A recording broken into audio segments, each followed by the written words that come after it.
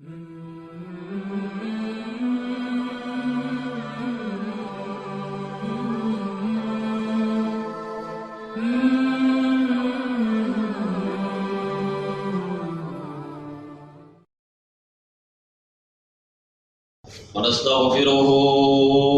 ونؤمن به ونتوكل عليه ونعوذ بالله من شرور أنفسنا ومن سيئات أعمالنا من يهده الله فلا مضل له ومن يضلله فلا هادي له ونشهد أن لا إله إلا الله وحده لا شريك له ونشهد أن سيدنا وسندنا ومولانا ومرشدنا محمدا عبده ورسوله أرسله بالحق بشيرا ونذيرا بين يدي الساعة أما بعد فأعوذ بالله من الشيطان الرجيم بسم الله الرحمن الرحيم وإذا أخذ الله ميثاق النبيين لما آتيتكم من كتاب وحكمة ثم جاءكم رسول منكم مصدق لما معكم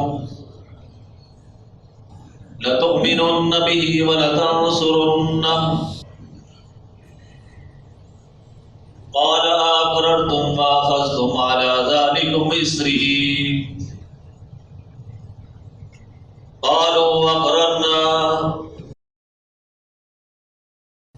قال فاشهدوا وأنا معكم من الشاهدين وقال النبي صلى الله عليه وسلم أنا خاتم النبيين لا نبي بعدي وقال رسول الله صلى الله عليه وسلم لعلي أنت مني بمنزلة هارون من موسى إلا أنه لا نبي بعدي وقال رسول الله صلى الله عليه وسلم لو كان بعدي نبي لكان عمر أو كما قال عليه الصلاة والسلام إن الله وملائكته يصلون على النبي يا أيها الذين آمنوا صلوا عليه وسلموا تسليما اللهم صل على محمد وعلى آل محمد كما صليت على إبراهيم وعلى آل إبراهيم إنك حميد مجيد اللهم بارك على محمد وعلى آل محمد كما باركت على إبراهيم وعلى آل إبراهيم إنك حميد مجيد میرے محترم بزرگوں دوستوں، گزشتہ سے پیوستہ جمعہ کو نبی پاک صلی اللہ علیہ وسلم کے اوصاف کو، کمالات کو، رحمت عالم صلی اللہ علیہ وسلم کی سیرت کو، صورت کو، حسن کو، جمال کو، کمال کو ربیع الاول کی مناسبت سے بیان کیا تھا۔ آج اس مختصر وقت میں رحمت عالم صلی اللہ علیہ وسلم کی ختم نبوت کو بیان کیا جائے گا۔ دعا فرمائے کہ اللہ پاک ہمیں صحیح بیان کی توفیق نصیب فرمائے، آمین۔ اور اللہ رب العزت ہر مسلمان کے دل میں عقیدہ ختم نبوت کو اور جذبہ جہاد کو زندہ فرمائے۔ عقیدہ ختم نبوت وہ عقیدہ ہے جس نے آج پوری امت کو ایک کیا ہوا ہے۔ مسلمان دنیا کے کسی بھی کونے میں رہتا ہے، بستا ہے، لیکن وہ اپنے آپ کو محمد عربی صلی اللہ علیہ وسلم کا غلام کہتا ہے اور سمجھتا ہے۔ ہندوستان کا مسلمان آج اپنے مسلمان ہونے پہ فخر کرتا ہے تو محمد عربی کی غلامی کی وجہ سے۔ عرب کا مسلمان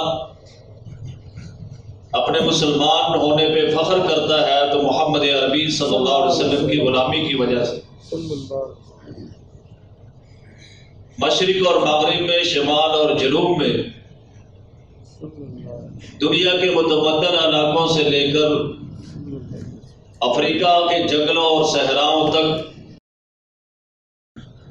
جہاں بھی امت محمدیہ صلی اللہ علیہ وسلم آباد ہے، آج یہ ایک مٹھ اور ایک جان ہے۔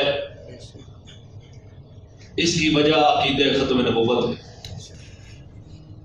اگر مسلمانوں سے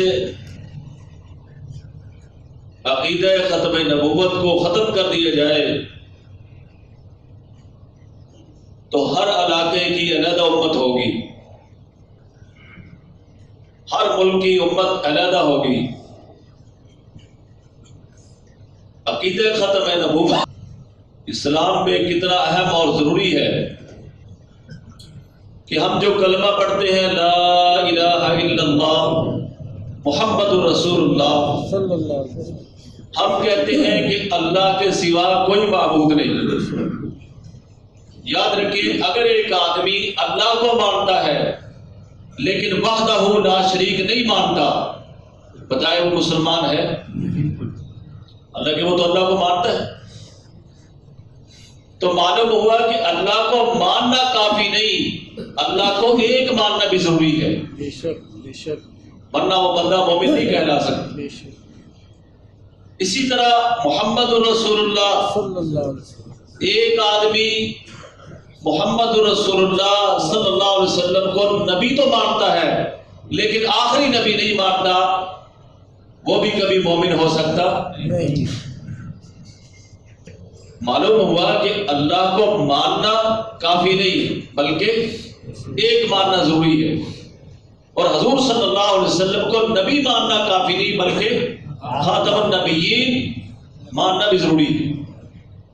جس طرح اللہ کو ماننے والا لیکن ایک نہ ماننے والا مسلمان نہیں، اسی طرح حضور کو نبی ماننے والا لیکن آخری نبی نہ ماننے والا بھی مسلمان نہیں۔ یہ اسلام کے بنیادی عقائد میں سے، اس لیے مسلمانوں نے اس عقیدہ ختم نبوت پر رحمت دو عالم صلی اللہ علیہ وسلم سے لے کر آج تک جتنی قربانیاں دی ہیں شاید ہی کسی اور مسئلے پہ دی گئی۔ بے شک بے شک۔ اگر پوری دنیا عالم ارواح میں ہے، وہاں بھی عقیدہ ختم نبوت کی بات ہوتی ہے۔ اللہ تعالیٰ نے دو عہد لیے، ایک عہد تمام انسانیت سے تھا اور ایک عہد جو ہے رسولوں سے تھا۔ اللہ نے تمام انسانیت سے پوچھا جو قیامت تک دنیا میں آنے والے تھے، الستو بربکم، کیا میں تمہارا رب نہیں ہوں؟ تو سب نے کہا قالوا بلا، کیوں نہیں یا اللہ تو ہمارا رب ہے۔ سیدنا علی المرتضیٰ رضی اللہ عنہ فرمایا کرتے تھے مجھے اب بھی وہ عہد یاد ہے جو میں نے عالم ارواح میں کیا۔ اللہ پاک جس کے حافظے میں نقش کر دے، اللہ ہمیں تو بتایا جاتا ہے تو ہمیں یاد ہے نا۔ حضرت علی فرماتے ہیں کہ مجھے عالم ارواح کا وہ عہد یاد ہے، اور چند لوگ بھی تاریخ میں ایسے ہیں جو کہتے ہیں ہمیں عالم ارواح کا عہد یاد ہے، لیکن ہمیں تو قرآن نے کہا کہ اللہ نے ہم سے پوچھا الست بربکم، تو ہم سب نے کہا ہمارا ایمان ہے، قالوا بلا، ہم نے کہا یا اللہ تو ہی ہمارا رب ہے۔ اس کے ساتھ اللہ تعالیٰ نے ایک اور عہد لیا، وہ عہد تھا ختم نبوت کا۔ اللہ نے پاک پیغمبروں سے فرمایا وَإِذَا أَخَذَ اللَّهُ مِيثَاقَ النَّبِيِّينَ لَمَا آتَيْتُكُم مِّن كِتَابٍ وَحِكْمَةٍ، اے نبیوں کی جماعت، جب میں تم کو کتاب بھی دے دوں، حکمت بھی دے دوں، ثُمَّ جَاءَكُمْ رَسُولٌ، پھر تمہارے پاس میرا رسول آ جائے، پھر تمہارے پاس میرا رسول آ جائے، رسول آ جائے۔ اللہ اکبر۔ ایک مثال ہے، اشتہار میں نام تو کئی ہوتے ہیں بے شک لیکن ساری بزم اور سارے ناموں کو جمع اسی خاص مہمان کے لیے کیا جاتا ہے جس کا نام سب سے بڑا ہوتا ہے۔ بے شک بے شک۔ کیا موسیٰ اللہ کے رسول نہیں؟ سلیمان اللہ کے رسول نہیں؟ بے شک داؤد اور یعقوب اللہ کے رسول بے نہیں؟ شک عیسیٰ علیہ السلام اور یوسف اللہ کے رسول بے نہیں؟ شک۔ لیکن آپ ان کا کلمہ بھی دیکھیں اور میرے نبی کا کلمہ بھی دیکھیں۔ سبحان اللہ۔ آدم آئے ہیں تو آدم صفی اللہ ہے، پہلا کلمے کا جز وہی ہے، لا الہ الا اللہ، آدم صفی اللہ، لا الہ الا اللہ، نوح نجی اللہ، لا الہ الا اللہ، یوسف صدیق اللہ، لا الہ الا اللہ، داؤد خلیفۃ اللہ، لا الہ الا اللہ، ابراہیم خلیل اللہ، لا الہ الا اللہ، موسیٰ کلیم اللہ، لا الہ الا اللہ، محمد رسول اللہ۔ صلی اللہ علیہ اگر محمد وسلم رسول کسی نبی کے ساتھ لگا ہے تو وہ میرا اور آپ کا نبی ہے، آمنہ کا لال ہے، عبداللہ کا در یتیم، جناب احمد مصطفیٰ محمد مصطفیٰ صلی اللہ علیہ وسلم۔ صلی اللہ علیہ وسلم صلی اللہ اللہ کے وہ سارے رسول ہیں، ہمارا عقیدہ اور ایمان۔ بے شک بے شک صلی اللہ علیہ وسلم۔ تو معلوم ہوا کہ رسول تو سارے ہی ہے، لیکن اس کائنات کا دلہا اور رسول آمنہ کا لال ہے، بے شک عبداللہ کا در یتیم ہے۔ صلی اللہ علیہ وسلم۔ تو وہ عظیم الشان رسول جس کے لیے اللہ نے پیغمبروں سے وعدہ لیا کہ جب میں تمہیں نبوت دے دوں، تمہیں رسالت دے دوں، تمہیں کتاب عطا کر دوں اور میرا پیغمبر آ جائے، میرا نبی آ جائے، ثم جاءکم رسول، پھر تمہارے پاس میرا رسول آ جائے۔ ان الفاظ میں بڑی گہرائی ہے، اللہ ہمیں سمجھنے کی توفیق عطا آمین آمین۔ پیغمبروں اور رسولوں سے کہا جا رہا ہے پھر میرا رسول آ جائے۔ اللہ یا اللہ وہ بھی تو رسول ہے، رسول تو سارے ہی ہیں لیکن وہ جیسی شان کسی کی نہیں۔ بے شک بے شک۔ ثم جاءکم رسول، پھر تمہارے پاس میرا رسول آ جائے، مصدق لما معکم، وہ تصدیق کرتا ہو جو تمہارے پاس کتابیں موجود ہیں، تو سنو، لَتُؤْمِنُنَّ بِهِ وَلَتَنْصُرُنَّهُ، اللہ تم نے میرے رسول پر ایمان لانا ہے بے شک اور اس کی نصرت اور مدد کرنی ہے۔ بے شک۔ تو معلوم ہوا کہ جہاں ہمارے آقا اور مولا آ جائے وہاں کوئی اور نبی اپنی نبوت نہیں چلا سکتا بے شک۔ بلکہ میرے نبی کا غلام بن کے رہ سکتا بے ہے۔ شک بے شک بے شک۔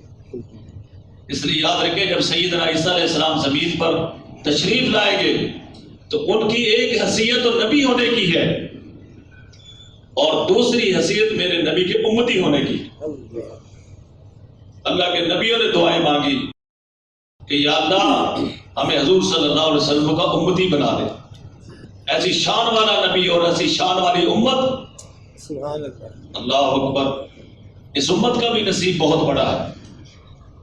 اللہ رب العزت نے عیسیٰ علیہ السلام کی دعا کو قبول فرمایا اور وہ آخری زمانے میں آئیں گے اور رحمت دو عالم صلی اللہ علیہ وسلم کی امتی ہونے کی حیثیت سے اپنی زندگی کا بقیہ حصہ گزارے.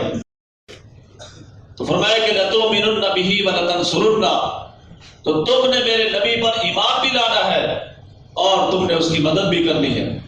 فرمایا اقررتم وَأَخَذْتُمْ عَلَىٰ ذَلِكُمْ إِصْرِي، ایک تو ہوتی ہے نا بات کر دی چلو ٹھیک ہے ہو گیا، نہیں، اللہ نے فرمایا اقررتم، اقرار کرتے ہو، وَأَخَذْتُمْ عَلَىٰ ذَلِكُمْ إِصْرِي، اور جب میں کہہ رہا ہوں اس میں پہرا دو گے.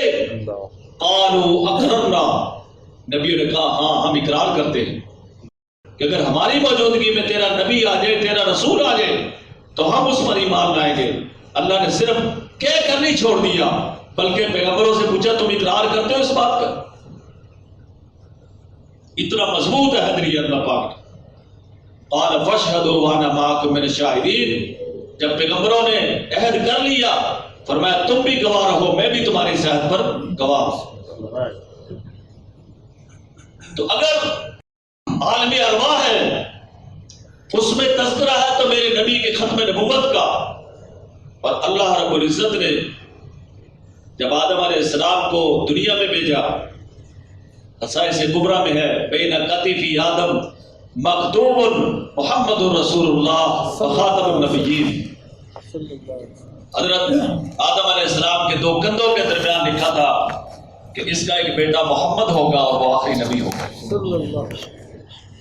اگر دنیا میں آئے ہیں تو سب سے پہلے انسان کے کندھوں کے درمیان اللہ نے ختم نبوت کا اعلان کیا. ہم تو اس کو بڑا ہلکا سمجھتے ہیں، اور جب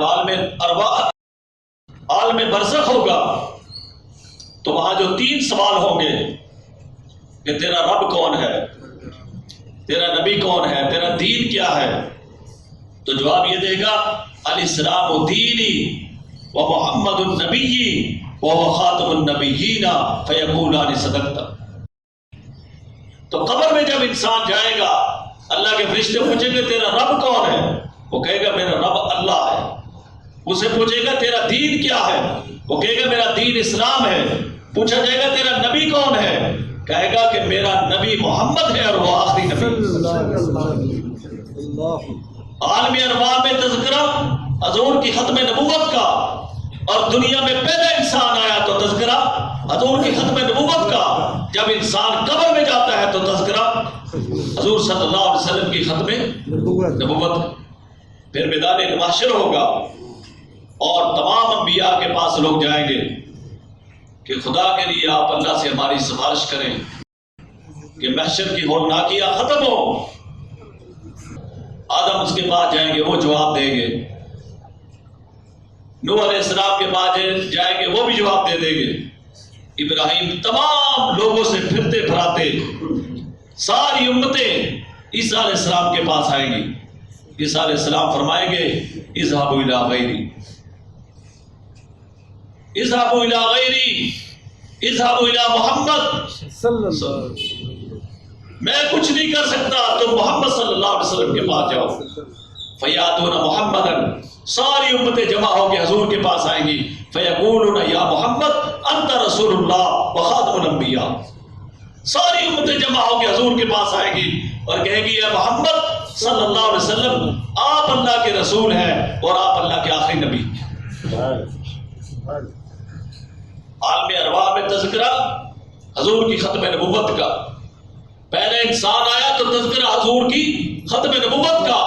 اگر عالم قبر اور برزخ ہے تو تذکرہ حضور کی ختم نبوت کا. اور اگر میدان محشر ہے تو تذکرہ حضور کی ختم نبوت.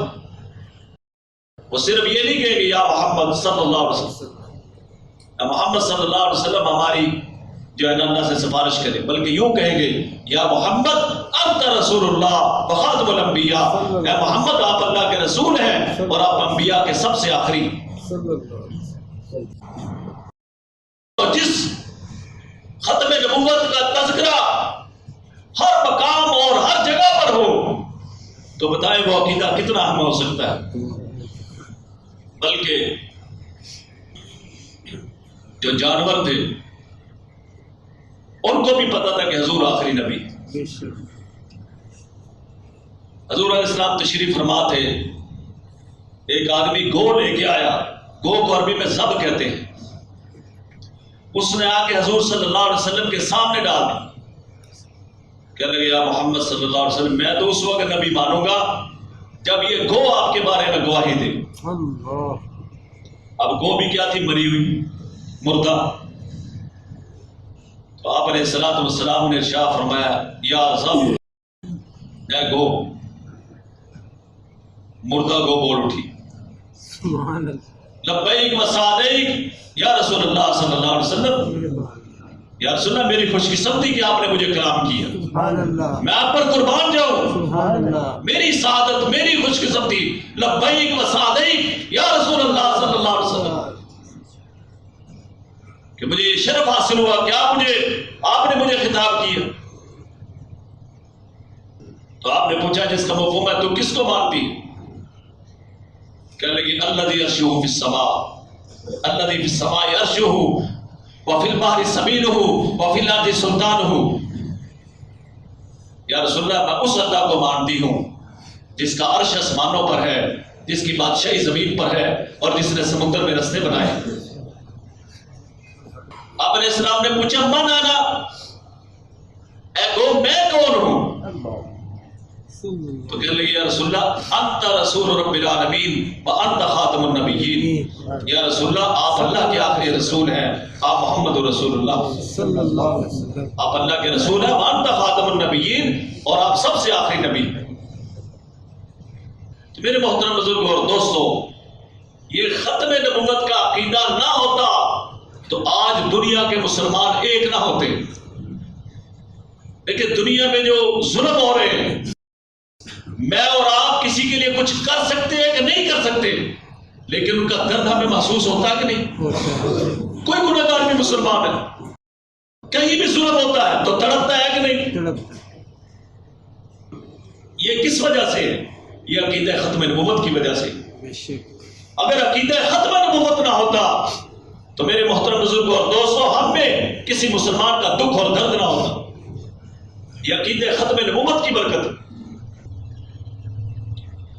اور اسی عقیدہ ختم نبوت پر حضور علیہ الصلوۃ والسلام نے ارشاد فرمایا سیکون فی امتی ثلاثون کذابون دجالون کلهم یزعم انہ نبی وانا خاتم النبیین لا نبی بعدی،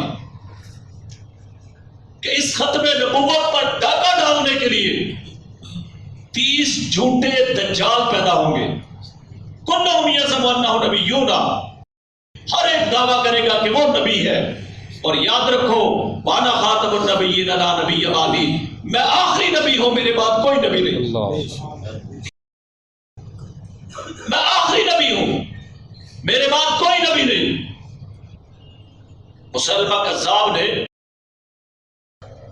حضور صلی اللہ علیہ وسلم کی زندگی میں نبی ہونے کا دعویٰ کر دیا۔ بنو حنیفہ قبیلے سے تھا، بڑا جتھا اس کا، بہت بڑی فوج، اس نے دعویٰ کر دیا میں نبی ہوں، اور 2 بندے اس نے سفیر بنا کے حضور علیہ السلام کے پاس بھیجے، اور جب سفیر بن کے آئے، ایک کا نام ثمامہ بن اسال اور دوسرے کا نام عبداللہ بن رواحہ تھا، آگے انہوں نے مسلمہ کذاب کا پیغام دیا، کہنے لگے محمد ہمارے نبی مسلمہ نے کہا ہے کہ شہری حصوں کے تم نبی رہو اور دیہاتوں کا نبی میں ہوں، اگر یہ نہیں تو پھر آپ ہمیں لکھ کر دے دیں کہ آپ کے جانے کے بعد مسلمہ نبی ہوگا۔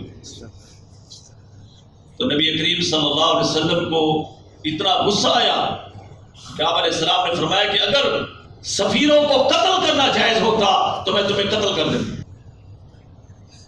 اللہ نے مجھے آخری نبی بنایا ہے اور تم کہتے ہو کہ مسلمہ کو نبی مان لو۔ یہ حدیث کے الفاظ دہرا رہا ہوں، آپ نے فرمایا کہ اگر سفیروں کو قتل کرنا جائز ہوتا تو میں تمہیں قتل کر دیتا۔ اب اس واقعے کو مکمل بھی کر دیتا ہوں، اللہ کی شان دیکھیں۔ وقت گزر گیا، چلتے چلتے کوفہ کے جو گورنر بنے عبداللہ بن مسعود تھے، سیدنا عبداللہ بن مسعود رضی اللہ عنہ کوفہ کے گورنر بن گئے. کافی دیر بعد حضور علیہ السلام بھی تشریف لے گئے, حضرت عمر بھی تشریف لے گئے, حضرت ابو بکر بھی تشریف لے گئے, بعد میں گورنر بنے. اب گورنر اور ایک چوک سے گزر رہے, کوفہ کے چوک سے. تو ان کی عادت تو نہیں تھی, لیکن آپ ایک آدمی کو دیکھا اور اس کو بڑے غور سے دیکھنا شروع کر دی. عبداللہ بن مسعود کی عادت بھی نہیں تھی ایسے کسی آدمی کو دیکھنے کی, لیکن اس آدمی پہ نظر ڈالی تو بڑے غور سے اس کو دیکھا اور اسے کہا کہ تو حضور علیہ السلام کے زمانے میں آیا تھا, حضور سے تیری ملاقات ہوئی تھی؟ کہنے لگا ہاں میں آیا تھا, میں اپنے نبی مسلمہ کی طرف سے آیا. کہا اچھا تو اب بھی مسلمہ کو نبی مانتا ہے؟ کہا ہاں میں اب بھی نبی مانتا ہوں. اچھا فرمایا اس کو پکڑ. اور حضرت عبداللہ بن مسعود رضی اللہ تعالیٰ عنہ نے چوک کے اندر سوری نصب کی, چوک کے اندر, اور اس کو پکڑ کے سوری پہ چڑھا دیا. اللہ, کہ میرے نبی نے تمہیں اس لیے قتل نہیں کیا تھا کہ تم سفیر تھے, لیکن آج تم سفیر نہیں ہو, میں نے اپنے نبی کی بات کو پورا کر دی. عبداللہ بن رواحہ کو کوفہ کے چوک میں پھانسی میں لٹکا دیے. وجہ کیا تھی کہ وہ ختم نبوت کا منکر تھا. اور یاد رکھیں, اگر ایک آدمی یہ تمنا کرتا ہے کہ آپ کو نبی ہونا چاہیے, یہ تمنا کرنے سے بھی کافر ہو جاتا ہے. یہ میں آپ کو ساری امت کا عقیدہ بتا رہا ہوں. اور سیدنا امام اعظم ابو حنیفہ رحمۃ اللہ علیہ فرماتے ہیں کہ اگر ایک آدمی نبی ہونے کا دعویٰ کرتا ہے اور دوسرا کہتا ہے تیرے پاس کیا دلیل ہے, یہ دلیل مانگنے والا کافر ہو جاتا ہے. کیا تجھے قرآن پر یقین نہیں؟ ما کان محمد ابا احد من رجالکم ولکن رسول اللہ وخاتم النبیین. محمد اللہ کے آخری نبی, ان کے بعد جو نبی ہونے کا دعویٰ کرے وہ کذاب اور دجال تو ہو سکتا ہے, نبی نہیں ہو سکتا. اور یاد رکھیں, جہاں اور بڑے دجال پیدا ہوئے, اسی طرح ہمارے قریب زمانے میں مرزا قادیانی بھی پیدا ہوا. مرزا قادیانی نے کیا کیا دعوے کیے؟ اس نے صرف نبی ہونے کا دعویٰ نہیں کیا بلکہ خدا ہونے کا بھی دعویٰ کیا.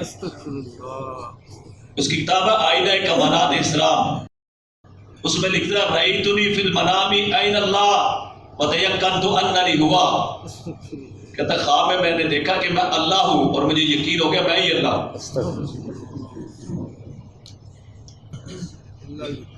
اور ایک جگہ لکھتا ہے کہ اللہ نے مجھے کہا انت منی بمنزلۃ ولدی, اللہ نے کہا کہ تو میرا بیٹا ہے. انت منی وانا من کا ظہور کا ظہوری, تیرا ظاہر ہونا میرا ظاہر ہونا. اور حضور علیہ السلام کے بارے میں کہا محمد رسول اللہ والذین معہ کی جو وحی ہے اس میں اللہ نے میرا نام محمد رکھا. نعوذ باللہ. اس لیے ایک بات یہ بھی یاد رکھیں کہ ابھی ان کا جو خلیفہ ہے مرزا مسرور دجال, وہ کہتا ہے جی ہم کلمہ پڑھتے ہیں تو ہم اپنے آپ کو کافر کیوں کہیں؟ تو اچھی طرح یہ بات سمجھ لیں کہ مرزا قادیانی کو یہ نبی بھی مانتے ہیں اور خدا بھی مانتے ہیں. اگر کوئی نہیں مانتا تو اس کی جہالت ہے, ورنہ یہ حوالہ ہے یہاں پر. مرزا کہتا ہے میں نے خواب میں دیکھا میں کون ہوں؟ اللہ ہوں, اور مجھے یقین ہو گیا کہ اللہ میں ہی ہوں.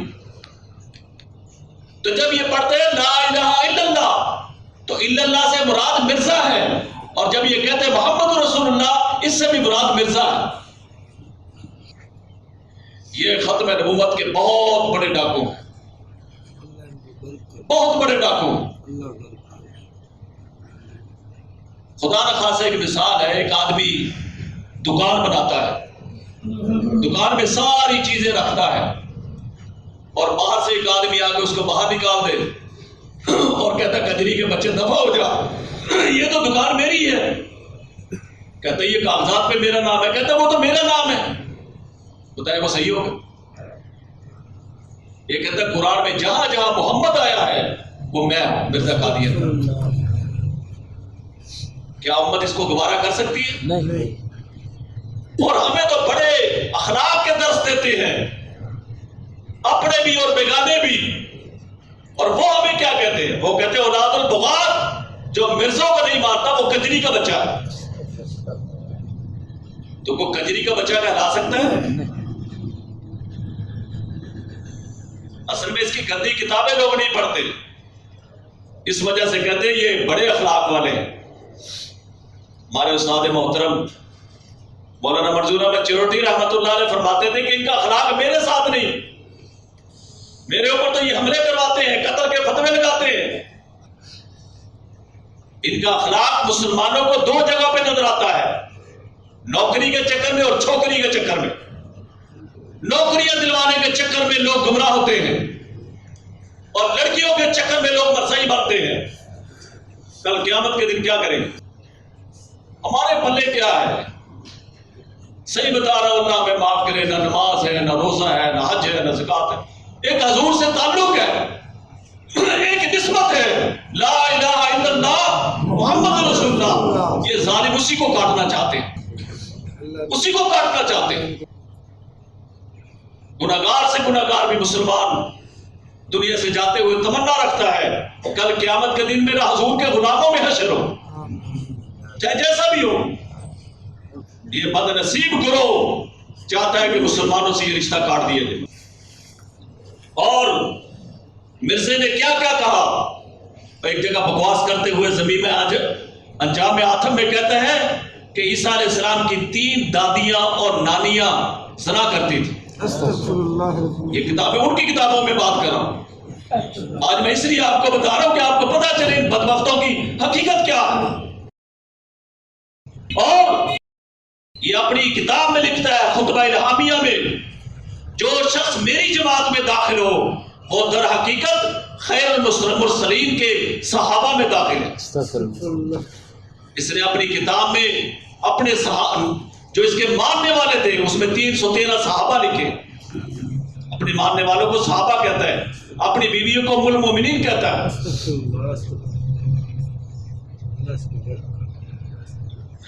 میرے محترم بزرگوں اور دوستوں، جب اسمبلی میں ان کو کافر قرار دیا گیا، آج یہ جو لبرل طبقہ ہے، سیکولر ذہن کے لوگ ہیں جنہوں نے کبھی قرآن نہیں پڑھا، وہ کہتے ہیں یہ اقلیت ہے، ان کو حقوق دینے چاہیے۔ پہلی بات تو یہ کہ وہ خود اپنے آپ کو اقلیت مانتے ہیں، وہ تو تمہیں کہتے ہیں تسی بھاجی کتوں آئے ہو، اسی مومن تے اسی ہاں، اصلی مومن تسی کتوں آئے ہو، تسی تے کجریاں دے بچے ہو۔